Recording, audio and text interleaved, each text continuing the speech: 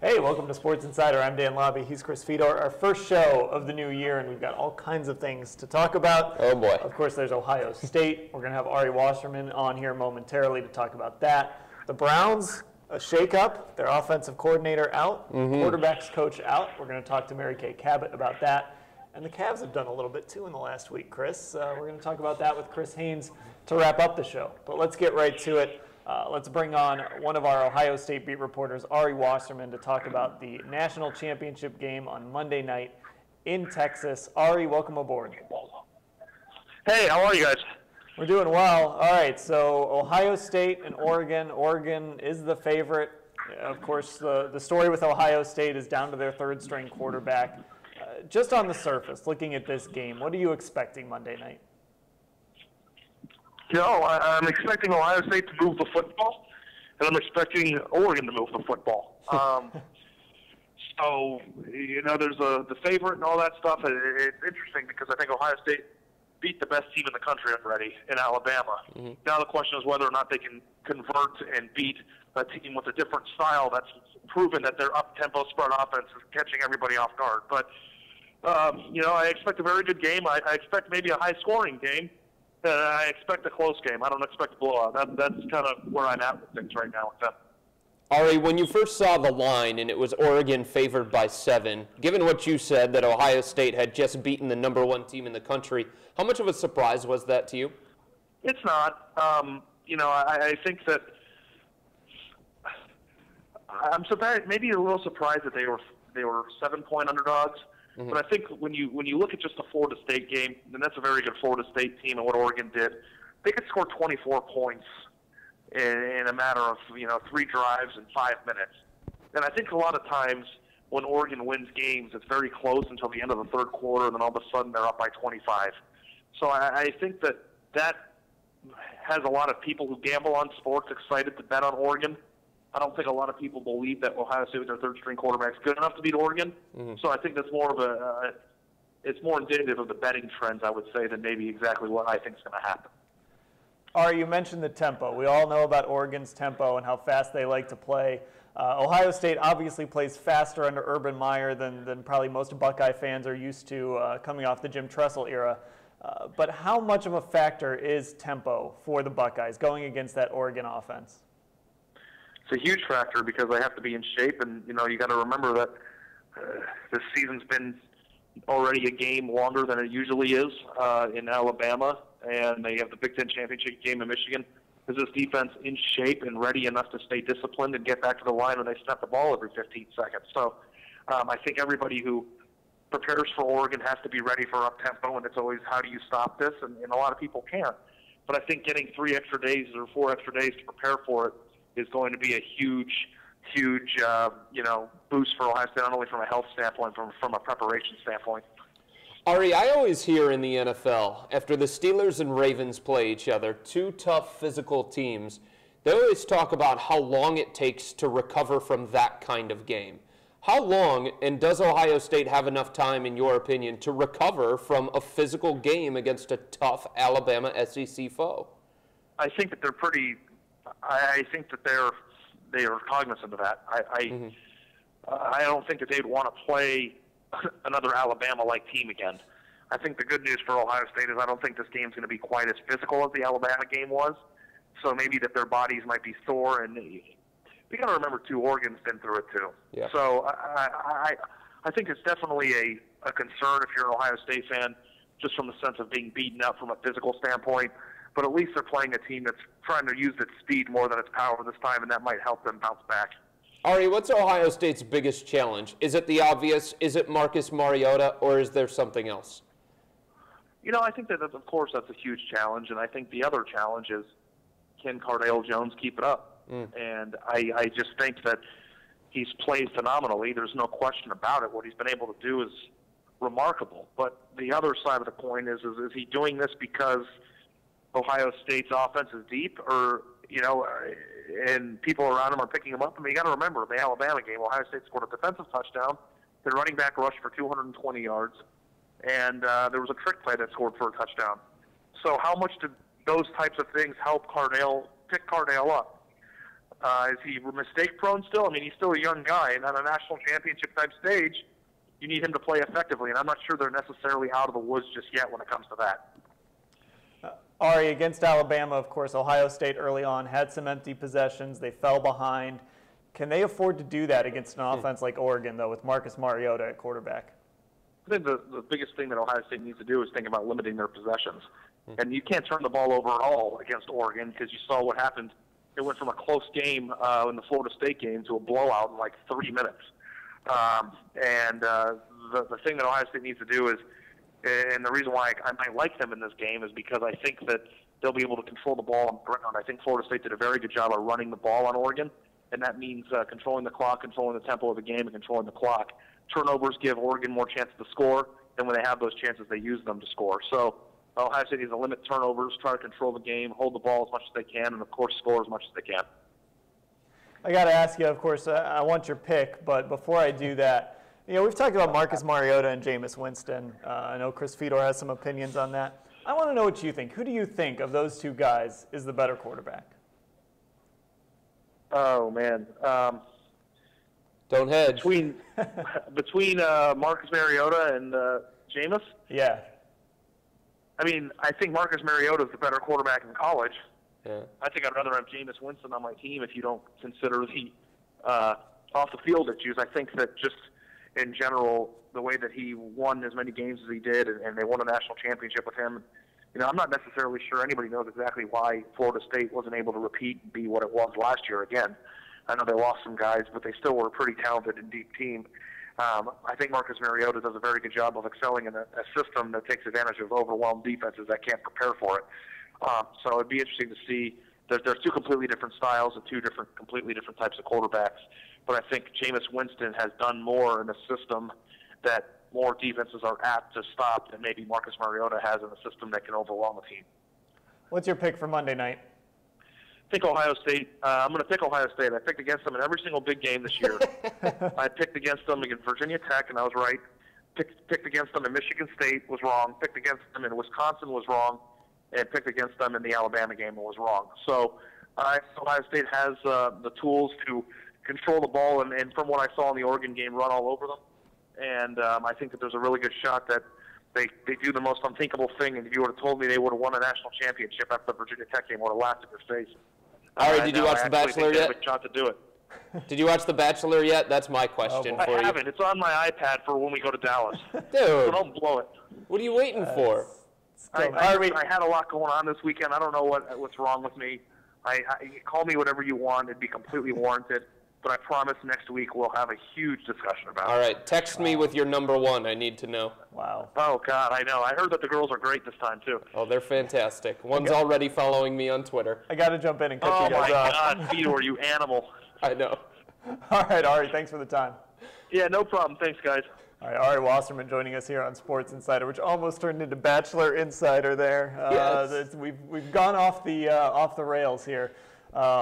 Marcus Mariota and Jameis Winston. I know you're a big Jameis Winston guy, yes, especially when it comes to the NFL. Yes. I do want to know what you think of Marcus Mariota, though, as an NFL quarterback. Is he a system guy, or is he a guy that can go into the NFL and run an offense? I mean, I don't think he's a system guy, Dan, because he does enough things outside the system where I think he can be successful in the NFL. But the thing that I'll say about Mariota, it's similar to Johnny Manziel. His skill set is a projection at the next level. So what that means is it's going to take the right coach to develop him, that coach being willing to take the time to develop him, and then Mariota himself putting in the hard work and the dedication to become a quarterback. The problem in the NFL, Dan, is these coaches don't want to teach these guys. They want to win games. So they're just going to put this guy into a system that's going to maximize his skill set that may not be best for that guy long term. If he goes to a team, they're patient, they can take the time, and they can teach him how to be an NFL quarterback, then I think he can be successful. But it's up to him, and it's up to the coaching staff, and it's up to the situation that he goes to, really. Jameis Winston's easier to project to the next level because he does NFL things already. All right, well, speaking of coaching staffs, we're going to turn things over to the Browns now, and Mary Kay Cabot joining us on Sports Insider. Mary Kay, how are you? Mary Kay, can you hear us? Hello, Mary Kay. I don't know if we have Mary Kay at the moment. She's too busy breaking news, man. I know. Well, Kyle-Shanahan and Dow Loggins are out as Cleveland Browns offensive coordinator for Shanahan, quarterbacks coach for Dow Loggins. This was something that Mary Kay had reported on previously this week. Kyle Shanahan, at least in the eyes of many fans, his star had fallen a little bit, although he's getting a lot of head coaching interviews as well. Still a little bit of a surprise that these two are gone. I think Shanahan more surprising than Loggins. Let's bring in Mary Kay Cabot now to talk about it. Mary Kay, welcome to Sports Insider. Thanks for having me, guys. All right, well, there is no offseason with the Cleveland Browns, as you well know. A shakeup in the coaching staff, Kyle Shanahan out, Dow Loggins out. Are you surprised this happened? I know you reported earlier this week that Shanahan maybe wanted out because of some friction, but are you surprised it went down like this? No, not surprised at all. I mean, I think that, we pretty much put it out there on Tuesday saying that Kyle Shanahan wanted out, and like you said, because of the friction. So, this is not surprising to me. It was only a matter of time. I didn't know if it was going to be, yesterday, today, or tomorrow. But, once the word is out that your offensive coordinator doesn't want to be here anymore, that's going to come down pretty quickly. Mary Kay, how much of a blow is this to the Browns? Well, it could potentially be a blow to the Cleveland Browns. Kyle was a very good coordinator, but if they land another really good coordinator, then then it wouldn't be as much of a blow. So they're going to have to sell the job to someone on the fact that they're willing to bring in a quarterback that person can believe in, and and that they're going to do whatever it takes to fix the quarterback situation, and they're going to have to give the offensive coordinator the opportunity to work with somebody that he wants to work with. They're going to have to listen to the coaches. So a lot of these kind of things are going to have to happen. Mary Kay, I know what people will say. Being an offensive coordinator in the NFL, one of 32 jobs. And when you have an opportunity, you have to take that opportunity. But you mentioned if the Browns get a good quality offensive coordinator. Are they going to be able to get a good quality offensive coordinator given the things that have transpired, not just this year with the Browns, but going all the way back to last year with Jimmy Haslam pulling the trigger on a guy like Rob Chudzinski? Does that make an offensive coordinator who has a sparkling resume shy to take this job? Well, I'm sure it will scare off some people, but there are other guys that are looking for an opportunity just like this. There are guys that know that once you become an offensive coordinator, even if it doesn't work out where you are, you've kind of put yourself at that level. I mean, look at Kyle right now. He's got an opportunity. He's getting head coaching interviews. He's going to go somewhere as an offensive coordinator if he doesn't get a head coaching job. So even though he wasn't in the best of situations, it still, it puts you out there. There are so few, obviously. There's only 32 of those jobs, and somebody's going to want the job. Or, I'm sure there are guys that have had the job before that wouldn't mind another crack at it. And Mike Pettin's been in the league for a long time, and I'm sure he has a lot of friends that would be willing to come and work with him. So, I think they'll be able to find a good coordinator. Mary Kay, this friction between the front office and the staff, how deep does it run? Does it involve Mike Pettin? Was it just something with the assistant coaches? How concerning is this? I'm still trying to get a handle on all of that. I mean, I would have to guess that it does also involve Mike Pettin to a certain degree, but I don't know for sure about that. But I mean, you could even see that there were times, even in the last press conferences, Mike seemed like he was a little bit more down on Johnny Manziel, and then Ray came in the next day. Ray Farmer came in the next day, and he was a little bit more hopeful about Johnny Manziel. So maybe there's a little, just a little bit of a difference of opinion there. I'm not really 100% certain on that yet, but I think that it was more than just Kyle. I think it was more than just Kyle, and it's something that they have to get worked out. It's something that behind the scenes the club has got to deal with. They have got to make sure that there is a good working relationship between the coaching side and the personnel side. Mary Kay, what does this mean, if anything, for Johnny Manziel? Well, I suppose it depends on who comes in. Now, maybe the fact that they got rid of Dow Loggins, who was in full support of Johnny Manziel, Perhaps it means that they're going to give up on Johnny. I don't know yet. I don't know what the thinking is there yet, and I'm sure that they'll probably wait until they go through a round of interviews with coordinators and let the new coordinator maybe have. That's what they're going to need to do. You cannot have an offensive coordinator that doesn't believe in his quarterback. So, they're going to have to be frank and open and honest about this whole situation. And the coordinator that comes in is going to have to say, I can either work with this young man or I can't. So, and if they can't, then you can't force Johnny upon the new coordinator. You have to make sure that he wants to work with him. So that's going to be a big part of this. And we won't know Johnny's future until we know who the coordinator is. And even then, it might still be up in the air. How does this all reflect on the owner, Jimmy Haslam? Well, you know what? Jimmy's trying to get this. He's trying to get this right. I mean, he came into the NFL, and he had never, obviously been an NFL owner before, and it's not an easy thing to come in and try to get it right. And the mistake that I think that he made last year was, you just really can't go, firing the people that run the whole thing and try to then let a first-year GM and a first-year head coach try to work everything out. It's just there was a missing element, in my opinion.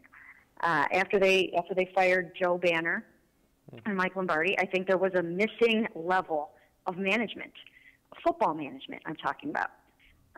They do have a president in Alex Scheiner, but really, it was a lot to ask of Mike Pettine and Ray Farmer, who didn't even know each other, to put their heads together and try to win football games and administer a salary cap and run a draft and spend $50 million in their first years on the job. So, they threw Ray into the fire, and I think that it was a tall order for him. And like I said, I think that that's where Jimmy made a mistake, is that he didn't have a football guy. You look at like the Dolphins right now. They just hired Mike Tannenbaum to sort of be their football sort of czar guy. And that's what Joe Banner was here. The Browns had, just a job opening that they never filled. But. All right, Mary Kay Cabot joining us on Sports Insider. Mary Kay, thanks for the time. Thank you.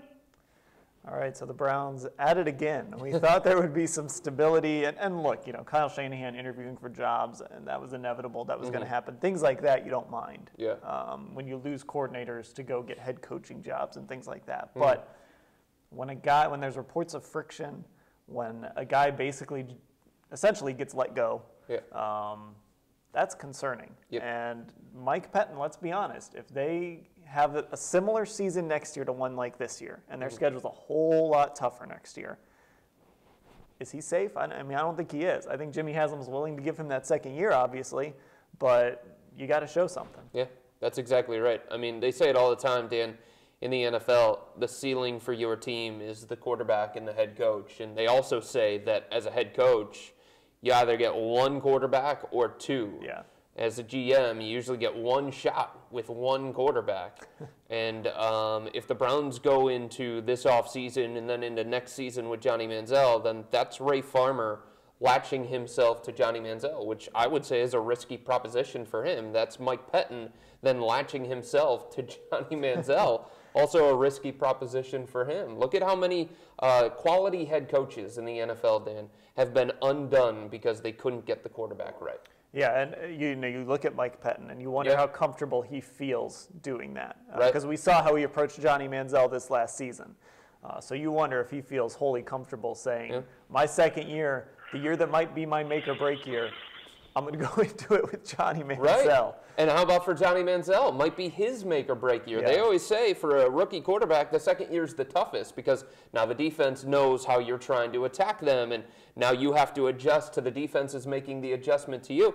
And Johnny Manziel, if he is the starting quarterback, he's going to be going into year two with his second quarterback coach and his second offensive coordinator. That's a tough situation for the kid. Yeah. All right, let's go ahead and talk Cavaliers because, Chris, as you know, they are a very different team than when they lost to the Mavericks on Sunday. The losing still continuing, but the roster looking very different. And we'll bring in another Cavaliers beat writer, Chris Haynes joining us. Chris, how are you? What's up, guys? I'm doing fine. Thank you for having me on. All right, Chris. It's been a busy week. J.R. Smith is a Cavalier. Iman Shumpert's a Cavalier. Timothy Mozgov's a Cavalier. Dion Waiters gone. This roster has been completely remade. How much better is it now that they've gone out and gotten these pieces? They're definitely better. I think, it's still on paper right now, but they definitely filled the holes that they were lacking for some time. They added Iman Shumpert, who's going to be that versatile perimeter defender out there. J.R. Smith essentially takes Dion Waiters' place, and they hoping that he'll be much more efficiently coming off the bench. And Timothy Mozgov is just a big body, man. He's a huge specimen, and he's somebody who's going to, protect that paint. They haven't had that. The Cavaliers haven't had a guy average a block a game. Tristan Thompson was the closest at 0.89. So Timothy Mozgov, he definitely fills that void. So they're definitely better on paper. Now it's going to be all about, if Black can get all these guys to play together, play hard, build some chemistry, and improve upon what we've been seeing as of late. But they definitely, on paper, they definitely improved the ball club. Chris, are they now a team that belongs in the conversation with Chicago, Atlanta, Washington, Toronto, the teams that have already done enough to separate themselves from the rest of the Eastern Conference? They should belong in the conversation, but like I said, it's going to be it's a matter of performances. Like I said, on paper, it looks good, but the names on the paper have to match the production on the court. And even with these guys not being here, the record still shouldn't be where it's at right now. Now I understand Kyrie Irving has some back issue, Kevin Love has some back issue, and LeBron-James, he's been out with his ailments, but this is still a underachieving ball club. So they patched the holes, but it's still going to be up to Coach Blatt to see if he can get these guys to play together and play well. And Coach Blatt said yesterday, now it's an elongated process. And, I talked to LeBron about that, and he's like, well, no, guys got to learn on the fly. We ain't got time to waste. So we'll see what it is. We'll see exactly what the situation is if this team continues to struggle. Can you think of any time this year that LeBron and David Blatt have communicated the same message? Like, my goodness. I can't, off the top of my head, I can't recall their time that they have ever agreed on anything.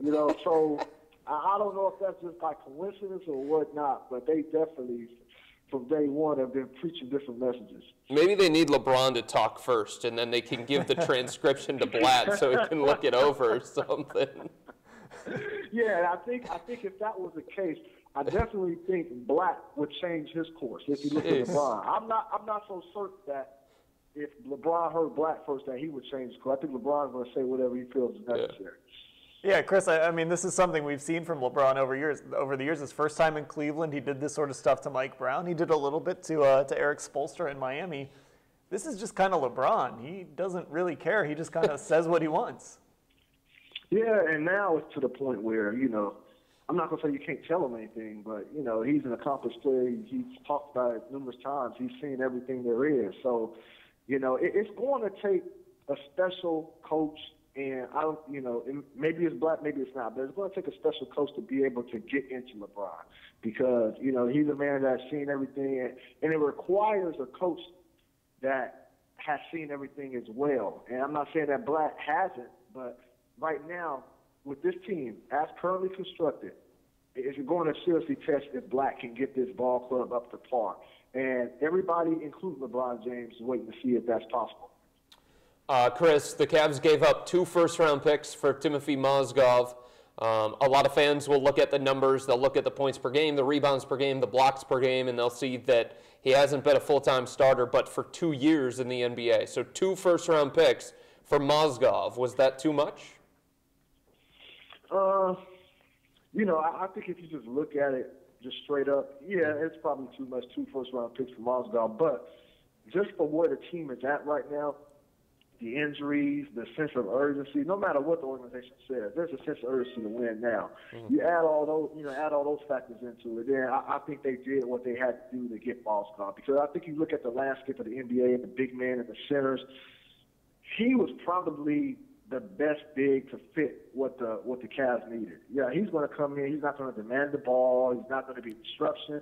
And plus, let's not forget, man, the relationship that he has with Coach Blatt. Yep. Those two really love each other. And right now, Blatt needs some love. So there's nobody else that would have fit that mold, fit that description of what the Cavs need, internally, externally, whatever you want to call it, than Moskov. So from that standpoint alone, I think 2 first-round picks were okay in this scenario. Chris, as part of this, too, the Cavs organization may be coming to the realization that LeBron's over 40,000 minutes for his career. He's missing time. I mean, this is more games than he's missed in a row in his career. Are they starting to maybe have this realization that that window might be just a little bit smaller than they expected? Yeah, I think that's a fair assessment. I think it's fair to say that because, you know, LeBron has been, you know, indestructible, you know, over his career, man. He's been a guy that you can just count in, pin in, don't pencil in, pin him in the starting lineup, you know, night after night. But he's getting older. And while he still may be the best player in the game, now you have to be concerned about how you use them, when you use them, how much you use them. And because before, that was never a concern. You know, Spoelstra would use him at the power forward position, you know, a plethora of times. And while LeBron, you know, he didn't like that. He didn't like being placed in that situation necessarily, but you could do it because, you know, he had the body to do it. He can withstand it. Now he's getting older. He's hitting 30. And 30 is not old, but in basketball terms, especially with a guy coming out of high school playing a lot of minutes, it's a lot. It's really a lot. So they have to be wary on how they use them, how they go from here on out, and definitely that window, that peak, that window that they thought they had before the season started. I think that window is slimming down just with the fact that they see LeBron can get hurt and LeBron can be out a reasonable amount of time if they don't take care of his body. Chris, what did you make of David Griffin? He talked at halftime yesterday. Obviously, he wanted to talk about the trade of Mozgov, but he talked a little bit about LeBron and a little bit about the state of the team. What did you take away from what Griff had to say? You know, I was basically trying to see where the mindset of the organization was because I asked Blatt, was there a sense of urgency now with the team? And we heard Blatt's response. I asked LeBron, and we know LeBron's response, and I asked Griffin. And basically what I took away from that is Griffin said, you know, he kind of went along with what Blatt said about this is still going to be a process. He didn't necessarily say it's going to be elongated, but he did say they better damn well be better than what they've been doing, you know, as of late. And so with that being said, I think, they've lost 7 of the last 9 games. I don't think they can continue doing that. So, but, you know, I think right now they're still trying to preach patience. They still want to set the agenda that it's going to take time, regardless of the moves that they made. I will argue that knowing LeBron, knowing how he is, knowing how he wants to win now, knowing the fan base, knowing how much buzz is around this city, and the holes that they were talking about that they needed to patch up, they patched those holes up with the right guys. Mm-hmm. If not number one, the number 2 guy they wanted to do it. So they accomplished their goals. So I will argue there is a sense of urgency. This thing needs to be turned around. They need to be competing in the top of the East Conference with those big teams up there. So, you know, we'll see what happens. They continue to struggle. We'll see how much patience they really do have. Chris, we haven't even talked about J.R. Smith. The joke when the Cavs made that trade was, they just traded for older Dion Waiters. Is he more than that? What can he do for this basketball team to help them? He's a little bit more efficient. He's a much better. I think we look at the points per game, we look at the Iraq score, and that's very similar to Dion. But what he can do 10 times better than Dion is catch and shoot. Yeah. And that's what they wanted Dion to do, and Dion just couldn't fit that mold. Dion is very much more suited to put the ball on the floor a couple of times and pull up a shot that way. You know, it's really hard. You know, I know it sounds easy, but it's really hard for guys. Kobe even talked about this when he played the Olympics. Hard for guys to catch and shoot when they're accustomed to dribbling the ball, getting in the rhythm, holding the ball, doing what they got to do to get a shot up. So, you know, Dion, being that he's not a superstar player, he didn't have the luxury of saying, hey, I can't do this, or I don't want to do this, I'd rather do this. He had to get in line. J.R. Smith is going to come in and be able to do that, and plus J.R. can put the ball on the floor and do some create some shots for other people as well. So he is, in all aspects, a lot of aspects, he is very similar to Deion, but the catch and shoot part, he's way ahead of Deion in that matter. Knucklehead thing they got together, that's for sure. Shot selection, they've got that on par too. My goodness. It'll be fun. All right, Chris, thanks for the time. All right, take care, guys. All right, Chris Haynes, George. I'll say this, too, about J.R. Smith, something I saw yesterday that you didn't see a lot of Deion Waiters, and we'll see if this continues. But there were some plays where J.R. Smith was off the ball, and he was hustling. He was getting after it. He was going after rebounds, and he was doing some of those little things that a guy, frankly, who has been coming off the bench at times during his career and has had to be that role player, kind of learns how to do to survive in the NBA. So maybe Smith brings that a little bit as well. But he's a guy fans are going to love some nights because he's going to drop 28, and they're going to hate him other nights because he's going to put up 3 with the same number of shots he used to put up 28. He's wow what? Yeah. You're like, wow, what a shot. And then you're like, what? What are you doing there, bud? Or the other way around. Wow, awesome.